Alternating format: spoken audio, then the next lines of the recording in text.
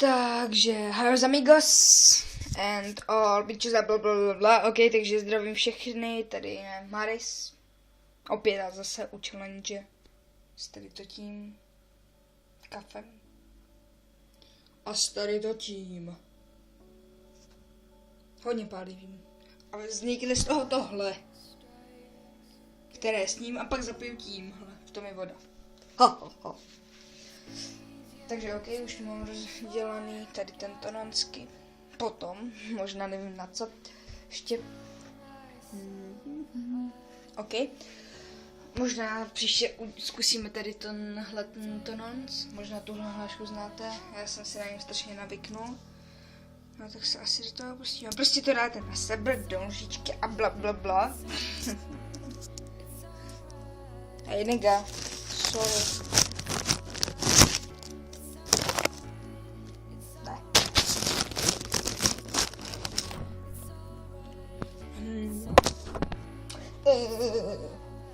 Doufám, že to bude dobře vidět.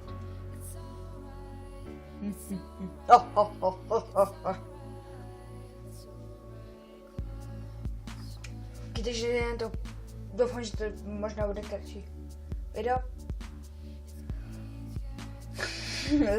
Chvíli napětí a jdem na to.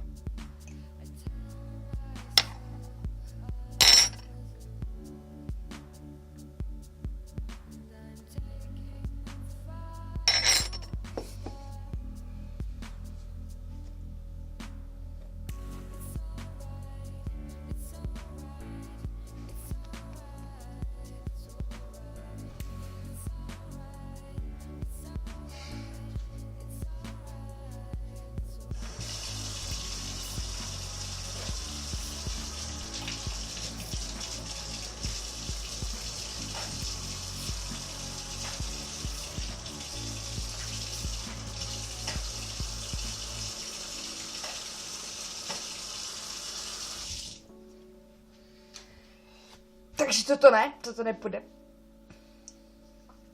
Pardon, ale fakt to ne.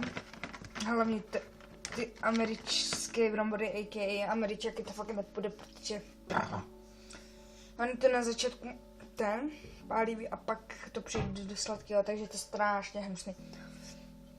To bychom si dali dál. Přemýšlím. Nové koření, skořice. Grilovací koření, hele, mesem.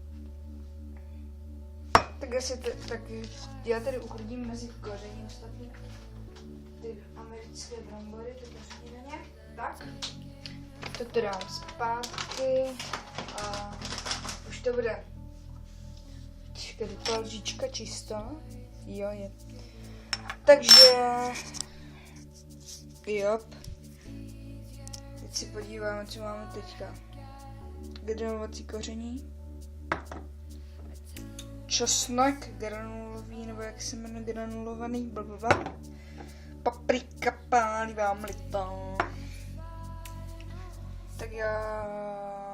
Tak to si necháme na příště. Budu to všechno dneska za sebou, protože to chci přetočit a tak potom na net. No a první to musím přetočit, takže zatím. Hej, amigos.